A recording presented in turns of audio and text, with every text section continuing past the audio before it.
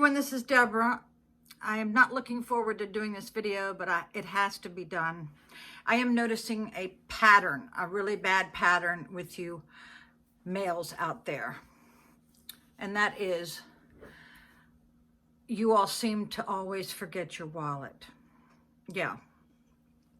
So let's backtrack about 3 years ago. I was dating a iron worker, and he was very careful with his money because half the year they go on unemployment. My ex-husband even told me about the iron workers that, you know, what's the use of making $32 an hour if the rest of the year you're making a fraction of that on unemployment. So when I was dating him, I had to move into his house when my house was flooded 10 times and my walls and ceilings were torn out. The very first date I went on with him, when he knew when the bill was going to come, that's when he had to go to the bathroom.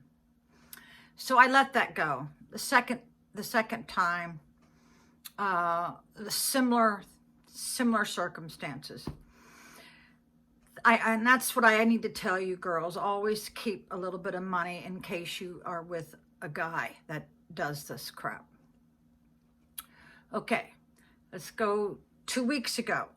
I found a guy, I think I did a video about it, or maybe I put it on private. I met up with a guy that 25 years ago, I really, really liked him. And he pulls into the house. First thing out of his mouth is he can't find his wallet. Okay, you see where there's a pattern here. Now, he's not an iron worker. He's a tow truck driver. And when I saw him and when he said that to me, I go, 25 years goes by and you don't make sure that the first time you see me, you don't have your wallet? Okay, there you go. Okay, now let's go to the guy I went out with today. If you girls on the first date sense something is not right, go with that feeling, honey. Go with that feeling, because the first date we went on, you know, they get you really excited for lunch. Well, I was looking forward to lunch, and I had already ordered a crab dip, which I was willing to pay for, and a drink. And he never ordered lunch. And I said, well, hopefully this won't happen again. And this was at the start of the coronavirus, and he wanted to kiss. And let me tell you what, guys, don't kiss a girl until you know she is romantically attracted to you, okay? Because that will turn off a girl so fast. If you get a girl that's gonna, you know, give you the tongue on the first date, honey, you got what I call a slut whore. Yeah, you got a slut whore.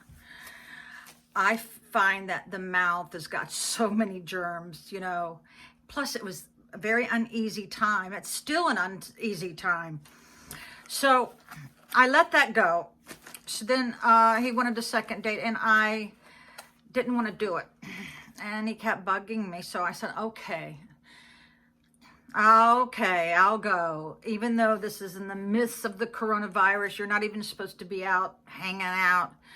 So he pulls in, and I put him on my golf cart because I figure with the virus, the wind, you know, I wouldn't be breathing in his air. So put him on the golf cart, go down the road. First thing out of his mouth is he doesn't have his wallet. You see, this is a pattern with you iron workers. I'm telling you, what is it with you guys? You bug the girl to death to go on a date, but you don't make sure you have your wallet or your debit card. You know, what happens if you got a flat tire or something? I don't know what's wrong with you guys. But then they make fun of me because I have a purse that carries everything except the kitchen sink. So I went to the hardware store to get a shower head and these little teeny nails for the switch plates because I've been painting for a week. It took me a whole day just to lay down the tarps and the plastic, another day to stir the paint, and another day to put the paint in different containers to make it easier for me to hold. So I think, oh, it's $12. Most gentlemen would have said, here, take my card. No, he didn't. Now, I didn't expect him to, but it would have been nice. So then we go to the brewery, and I mentioned maybe you could go in there and get a beer, and he doesn't say a word, so I just left. Okay, because, you know, they have to bring the beer out to you. So then we go to the only restaurant open in town, which is Lido's. So we go in there, we order a pizza, and he says, I don't have my wallet. Okay, people, think. He's got a cell phone. He says, would you mind covering it for this meal for me? And I said, yes. Well, let me tell you what, I haven't been paid in over a month. No paycheck over a month. And I'm covering his meal. Okay. He didn't even get a drink. I got a drink. And I got a small pizza. We get on the golf cart and we talk for a while. And he goes, oh, I'm so sorry. I will pay you back the minute we get back to your place. I will reimburse you. So I said, okay. So we get back to my place, and I kept telling him, I said, listen, my house is upside down. Once I get in the mood to do a project, I'm not moving my stuff just because I have a guest, because I live alone. My projects mean a lot to me right now. So I warned him 2 times that, you know, my house was not in a presentable manner, but I wanted to show it to him anyway. But I told him, I told him before we went up, I said, I'm going to show you the house, but then you've got to leave because I got to lay down because I didn't need sleep last night. So he comes in and he goes, oh, you wouldn't like my house. And I go, why? He says, because my house is pristine. So that made me feel about this big, you know.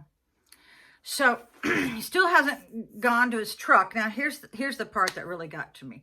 There was 2 pieces of pizza left.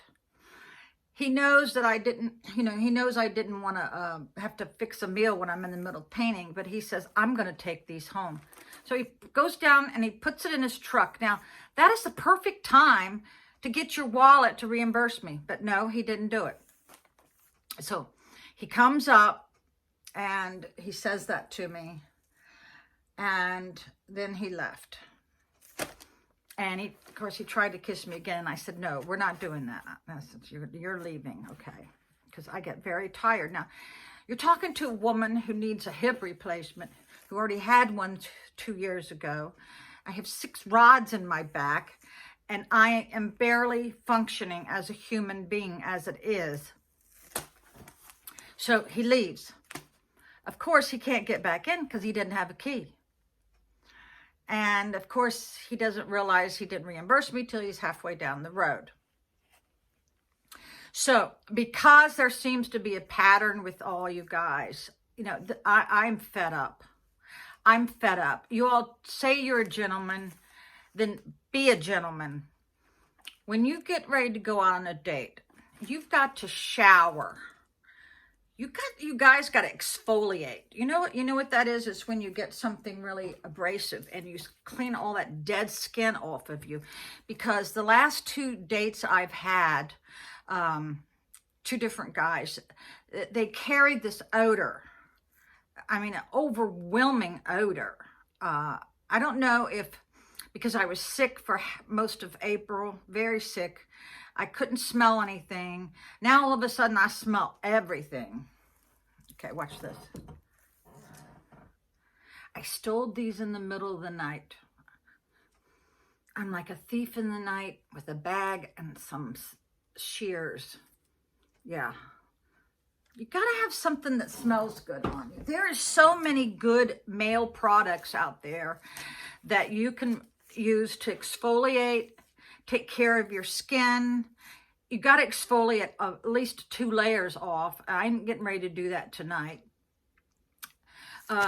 Yeah, because you guys, you need to get with a friend or next door neighbor and you need to say, smell me. Go past them, let them get close up and say, smell me. Because I'm telling you, you guys can't smell yourself. I don't know what the problem is, but I was with my ex-husband for 40 years and he showered every day and he didn't carry an odor. He didn't carry an odor. He had a clean smell. And I've been dating another guy who doesn't carry an odor and he has a clean smell. You know, you don't smell anything. I think these 2 guys were too busy to put on cologne because they're workaholics, right? But some of the dates I go on is nauseating. You don't realize that you guys are stinky. You're just stinky. So I badmouth the ironworkers enough and the tow truck drivers, but I'm fed up. This is why I hadn't dated in like 2 years. This is awful.